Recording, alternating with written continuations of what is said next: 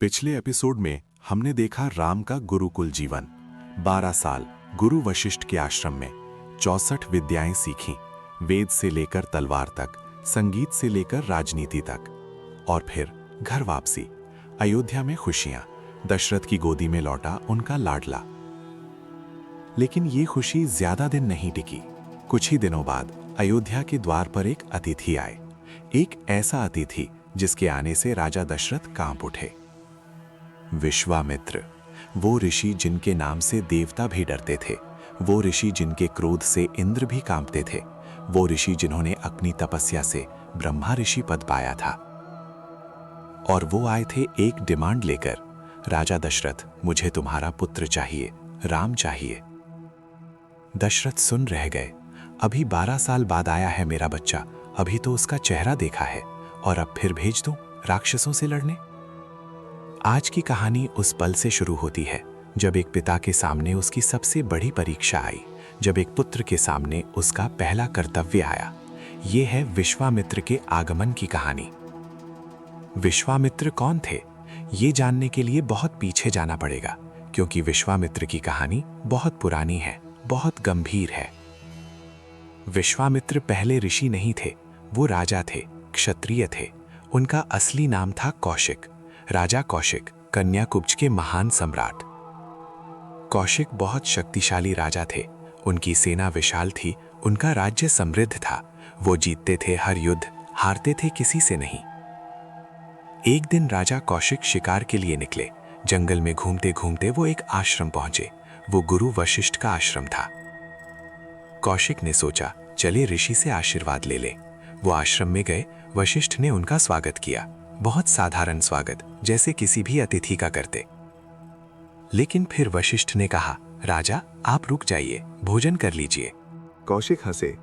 ऋषि जी, मैं अकेला नहीं हूं, मेरी पूरी सेना है, हजारों सैनिक। आप इन्हें क्या खिलाएंगे? आपके पास तो कुछ नहीं दिखता। वशिष्ठ मुस्कुराए। उन्होंने अपनी गाय को बुलाया, नंदिनी। ये साधारण गाय नहीं थी, ये कामधेनु की पुत्री थी। जो भी मांगो दे दे। वशिष्ठ ने कहा, नंदिनी, राजा की सेना के लिए भोज तैयार करो। और चमत्कार हुआ। नंदिनी के शरीर से अनगिनत पदार्थ निकलने लगे, पकवान, मिठाई, फल, सब्जी, सब कुछ। हजारों सैनिकों के लिए भोज तैयार हो गया एक पल में। कौशिक की आंखें फैल गईं। उन्होंने सोचा, ये गाय मेरे पास होनी चाहिए। राजा की इच्छा जागी, लोभ जागा। उन्होंने वशिष्ठ से कहा, ऋषि जी, ये गाय मुझे दे दीजिए, मैं आपको 1000 गायें दूंगा इसके बदले। वशिष्ठ ने कहा, नहीं राजा, ये मेरी नंदिनी है, मैं इसे नहीं दे सकता। कौशिक ने फिर कहा, 10,000 गायें, सोना चांदी जो मांगो। वशिष्ठ ने फिर मना कर दिया। कौशिक का अहंकार जाग गया। उसने सोचा, मैं राजा हूं, जो चाहूं ले सकता हूं। उसने अपनी सेना को आदेश दिया, गाय को ले जाओ, ऋषि रोक नहीं पाएंगे। सैनिक आगे बढ़े, लेकिन नंदिनी ने एक आवाज दी और उसके शरीर से हजारों योद्धा निकले, दिव्य योद्धा, जो कौशिक की सेना से ज्यादा ताकतवर थे। युद्ध हुआ। कौशिक की पूरी सेना तबाह हो गई। कौशिक अकेले खड़े रह गए, हारे हुए, लज्जित। वशिष्ठ ने कहा, जाओ राजा, बल से सब कुछ नहीं मिलता, ब्रह्म तेज के आगे क्षत्रिय तेज फेल है। यह शब्द कौशिक के दिल में घुस गए। ब्रह्म तेज, ब्राह्मण की शक्ति, जो क्षत्रिय की शक्ति से बड़ी है। कौशिक ने उस दिन प्रतिज्ञा ली, मैं भी ब्रह्म ऋषि बनूंगा, वशिष्ठ से बड़ा बनूंगा। और यहाँ से शुरू हुई कौशिक की नई यात्रा। उन्होंने राज्य छोड़ दिया, पत्नी छोड़ी, पुत्र छोड़े, जंगल में गए, तपस्या शुरू की। हजारों साल तपा। पहले राजा ऋषि बने, राजा से ऋषि, फिर ऋषि बने, फिर महर्षि बने। लेकिन ब्रह्म ऋषि नहीं बन पाए। क्यों? क्योंकि उनके मन में अभी भी वशिष्ठ के प्रति क्रोध था, प्रतिद्वंद्वता थी। एक बार उन्होंने इतनी तपस्या की कि ब्रह्मा जी प्रकट हुए। उन्होंने कहा, मैं ब्रह्म ऋषि बनना चाहता हूं। ब्रह्मा जी ने कहा, तुम्हारा मन अभी शुद्ध नहीं हुआ, जाओ और तपस्या करो। कौशिक, जो अब विश्वामित्र कहलाने लगे, फिर तपस्या में लगे। और एक दिन, बहुत वर्षों बाद, जब उनका क्रोध शांत हुआ, जब उन्होंने वशिष्ठ को खुद मान लिया, आप बड़े हैं, तब ब्रह्मा जी आए और बोले, अब तुम ब्रह्म ऋषि हो। और सबसे बड़ा चमत्कार ये हुआ, जिसने उन्हें ब्रह्म ऋषि घोषित किया, वो वशिष्ठ थे। वही वशिष्ठ जिनसे उन्होंने हजारों साल पहले लड़ाई की थी। ये थी विश्वामित्र की कहानी। विश्वामित्र अब ब्रह्म ऋषि थे। उनका आश्रम था सिद्धाश्रम, जहां वो विशेष यज्ञ कर रहे थे। ये यज्ञ बहुत महत्वपूर्ण था। इस यज्ञ से विश्व कल्याण होना था, धर्म की स्थापना होनी थी। विश्वामित्र वर्षों से इस यज्ञ की तैयारी कर रहे थे। लेकिन एक समस्या थी, राक्षस। लंका में रावण का राज था। उसके राक्षस पूरी पृथ्वी पर आतंक फैलाते थे और कुछ राक्षस विश्वामित्र के आश्रम के पास रहते थे। उनके नाम थे मरीच और सुबाहु। ये दोनों रावण के साथी थे, ताड़का राक्षसी के पुत्र थे और इन्हें एक काम मिला था, विश्वामित्र का यज्ञ भंग करो। जब भी विश्वामित्र यज्ञ शुरू करते, रात को ये राक्षस आते, यज्ञ कुंड पर मांस और रक्त फेंकते, ऋषियों को मारते, डराकर भगाते। विश्वामित्र के पास शक्ति थी उन्हें मारने की, लेकिन एक नियम था, यज्ञ करते समय शाप या अस्त्र नहीं चलाते, यज्ञ की शुद्धि भंग हो जाती है। विश्वामित्र फंसा हुआ था, यज्ञ करें तो राक्षस भंग कर दें, राक्षसों को मारें तो यज्ञ भंग हो जाए, क्या करें? तब उन्होंने सोचा किसी और को लाना होगा। कोई ऐसा योद्धा जो इन राक्षसों को मारे, कोई ऐसा वीर जो इस यज्ञ की रक्षा करे। और उनके मन में एक नाम आया, राम। हाँ, वही राम जो अभी अयोध्या में थे, दशरथ के पुत्र राम। लेकिन विश्वामित्र जानते थे राम साधारण नहीं है, वो भगवान विष्णु के अवतार हैं। उन्हें ही रावण को मारना है और इस यात्रा की शुरुआत यहीं से होनी चाहिए। विश्वामित्र ने निर्णय लिया, वो अयोध्या जाएंगे, दशरथ से राम मांगेंगे और राम की पहली परीक्षा शुरू होगी। एक सवाल उठता है, विश्वामित्र खुद क्यों नहीं मारे इन राक्षसों को? जवाब है, उन्हें राम को लाने का बहाना चाहिए था। राम का पहला कदम लंका की तरफ यहीं से शुरू होना था। विश्वामित्र ये सब जानते थे। उस दिन अयोध्या में सब शांत था। राजा दशरथ दरबार में बैठे थे, मंत्रियों के साथ चर्चा चल रही थी। तभी एक द्वारपाल आया। उसने कहा, महाराज, एक अतिथि आए हैं। दशरथ ने पूछा, कौन? द्वारपाल ने सिर झुकाया, महर्षि विश्वामित्र। दशरथ तुरंत खड़े हो गए। विश्वामित्र, उनका नाम सुनते ही दशरथ का दिल धड़कने लगा। विश्वामित्र से मिलना अलग अनुभव था। वो ऋषि थे जिन्होंने इंद्र से लड़ाई की थी, जिन्होंने अपनी तपस्या से नई सृष्टि रचने की कोशिश की थी, जिनके क्रोध से देवता भी कांपते थे। दशरथ खुद द्वार पर गए। उन्होंने देखा विश्वामित्र खड़े हैं। उनका शरीर सूखा हुआ था तपस्या से, लेकिन आंखों में तेज था। हाथ में दंडा था, शरीर पर मृगजाल। दशरथ ने चरण छुए, बोले, भगवान, आप यहां, मैं धन्य हो गया। आइए, अंदर पधारिए। विश्वामित्र मुस्कुराए। वो अंदर आए, सिंहासन पर बैठे, जो दशरथ ने उनके लिए छोड़ा। दशरथ खुद नीचे बैठ गए। रस्म हुई, अर्घ्य दिया गया, पाद प्रक्षालन हुआ। फिर दशरथ ने पूछा, महाराज, आपके आगमन का उद्देश्य? मैं सेवा में हाजिर हूं। विश्वामित्र ने गहरी सांस ली। फिर बोले, दशरथ, तुम मुझसे एक वचन दो। जब तक तुमने वचन नहीं दिया, मैं अपनी बात नहीं कहूंगा। दशरथ आसमांजस में पड़े, बिना जाने वचन कैसे दें? लेकिन विश्वामित्र का तेज ऐसा था, मना करना मुश्किल था। दशरथ बोले, महाराज, आप आज्ञा करें, मैं पूरा करूंगा, वचन देता हूं। विश्वामित्र मुस्कुराए, एक अजीब मुस्कान। फिर बोले, मुझे तुम्हारा पुत्र चाहिए, राम। दशरथ का चेहरा पीले पड़ गया। राम? मेरा राम?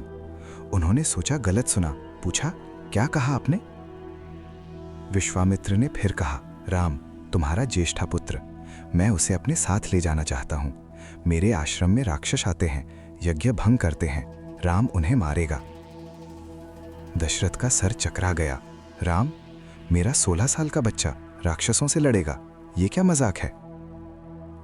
दशरथ की आवाज कांपने लगी। उन्होंने कहा, महाराज, राम अभी बच्चा है, गुरुकुल से अभी आया है, उसे राक्षसों का क्या पता? विश्वामित्र की आंखें तीखी हुई। उन्होंने कहा, दशरथ, तूने वचन दिया है, अब मना करोगे? दशरथ घबरा गए। वचन तोड़ा तो पाप लगेगा, राम को भेजा तो जान जाएगी। उन्होंने एक रास्ता सोचा।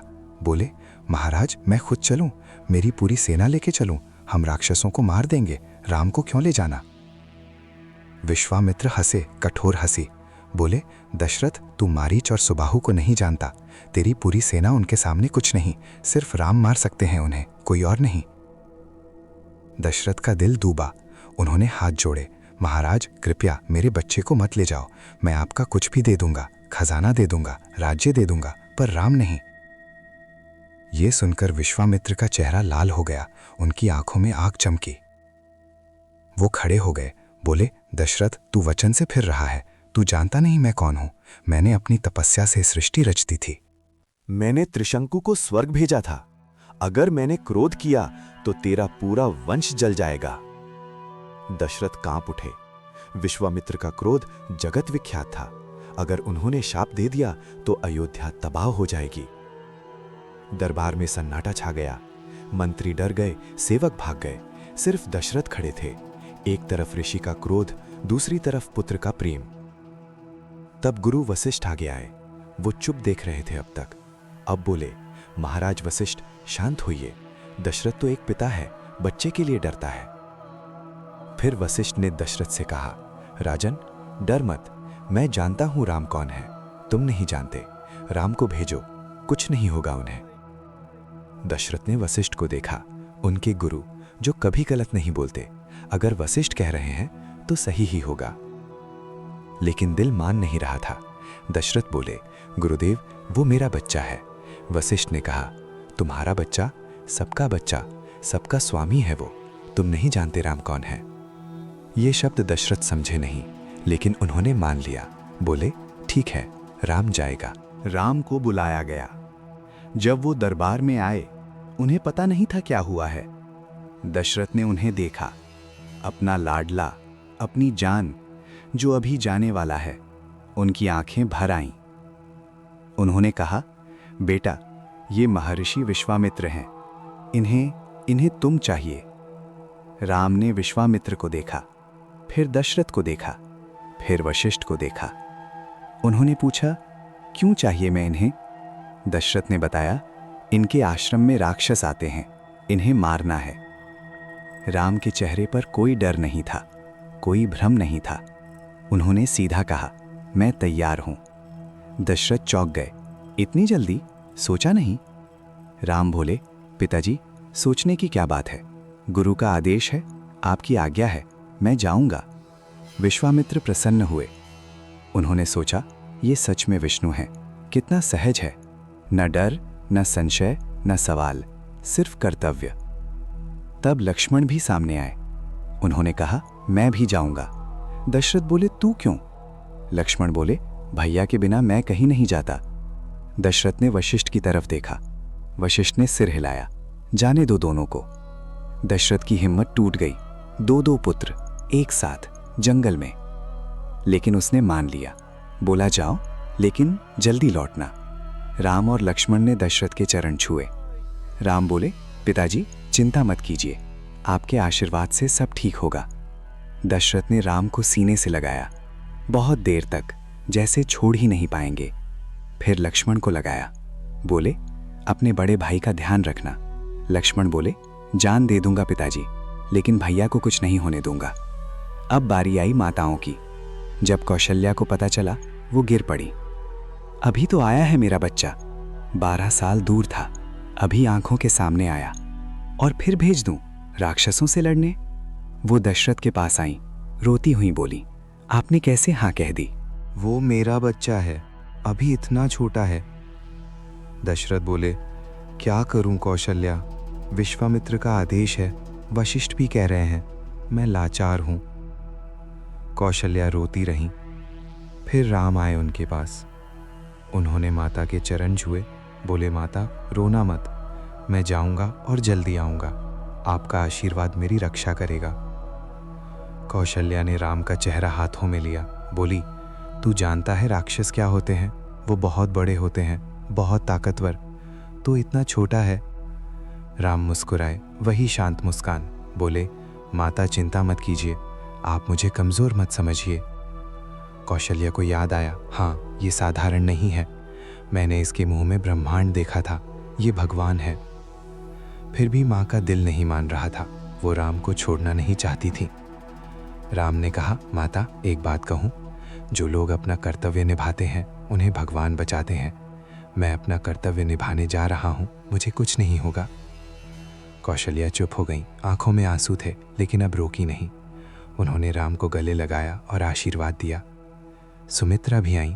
उन्होंने लक्ष्मण को देखा, अपना पुत्र, लेकिन उन्होंने रोया नहीं। उन्होंने कहा, लक्ष्मण सुन, तू राम के साथ जा रहा है। राम को अपना पिता समझ, सीता को अपनी माता समझ जब वो आए, जंगल को अयोध्या समझ। ये सुमित्रा की महानता थी। उन्होंने पुत्र को जाने से नहीं रोका, बल्कि हिम्मत दी। कैकई भी आई। उन्होंने राम को गले लगाया बहुत प्यार से। बोली, मेरा बच्चा जल्दी आना, मैं इंतज़ार करूंगी। उस वक्त कैकई में सिर्फ प्रेम था, कोई दोष नहीं था, कोई चालाकी नहीं थी। वो सच्चे दिल से राम को प्यार करती थी। सब तैयारियां हो गई। राम और लक्ष्मण विश्वामित्र के साथ जाने को तैयार थे। दशरथ ने उन्हें धनुष दिए, तलवारें दिए। बोले, ये तुम्हारी रक्षा करेंगी। राम ने धनुष उठाया। वो उनके हाथ में ऐसे लगा जैसे उनका हिस्सा हो। विश्वामित्र आगे चले, राम उनके पीछे, लक्ष्मण सबसे पीछे। द्वार पर पूरा अयोध्या जमा था। लोग देख रहे थे अपने राजकुमारों को। कुछ लोग रो रहे थे, कुछ लोग आशीर्वाद दे रहे थे। सबके दिलों में एक सवाल था, क्या ये वापस आएंगे? जब राम ने अयोध्या की सीमा पार की, उन्होंने एक बार पीछे मुड़कर देखा। अपनी नगरी, अपना घर, अपने लोग। लक्ष्मण ने भी देखा। बोले, भैया मुझे थोड़ा दर्द हो रहा है। राम बोले, होना चाहिए लक्ष्मण, ये घर का प्रेम है, लेकिन कर्तव्य प्रेम से बड़ा है। लक्ष्मण चुप हो गए। उन्होंने सीखा, घर की याद आए तो भी चलना है। विश्वामित्र आगे चल रहे थे, बड़े बड़े कदमों से। उनके पीछे दोनों राजकुमार। जंगल शुरू हो गया, रास्ता कठिन होने लगा। शाम को एक जगह रुके। विश्वामित्र ने कहा, आज यहां विश्राम करेंगे, कल आगे बढ़ेंगे। राम और लक्ष्मण ने जगह साफ की, अग्नि जलाई, विश्वामित्र के लिए आसन लगाया, फिर खुद पेड़ के नीचे बैठ गए। विश्वामित्र प्रसन्न हुए उनकी सेवा देखकर। उन्होंने सोचा, ये सच में भगवान है, मेरी सेवा कर रहे हैं। रात को विश्वामित्र ने राम को कुछ दिव्य मंत्रों की शिक्षा दी। बाला और अतिबाला, 2 विद्याएं। इन्हें सीखने से भूख प्यास नहीं लगती, थकान नहीं होती, शक्ति बनी रहती है। राम ने तुरंत सीख लिए, लक्ष्मण ने भी सीखे। अब वो और भी ताकतवर हो गए थे। सुबह हुई। विश्वामित्र बोले, चलो आज ताड़का से मिलना है। राम ने पूछा, ताड़का कौन है? विश्वामित्र मुस्कुराए, कल जानोगे। अगले दिन वो जंगल में आगे बढ़े। धीरे धीरे जंगल घना होता गया, अंधेरा बढ़ने लगा, सुनसान छाने लगा। लक्ष्मण ने कहा, भैया ये जगह अजीब है, कोई पक्षी नहीं, कोई जानवर नहीं, सिर्फ सुनसान आटा। राम ने चारों तरफ देखा।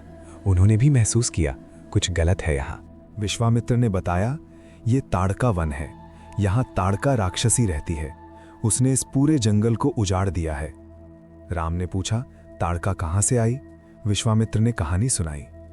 ताड़का पहले राक्षसी नहीं थी, वो एक यक्षा की पत्नी थी, सुंदर थी, सुशील थी, लेकिन उसके पति को एक ऋषि ने शाप देकर मार दिया।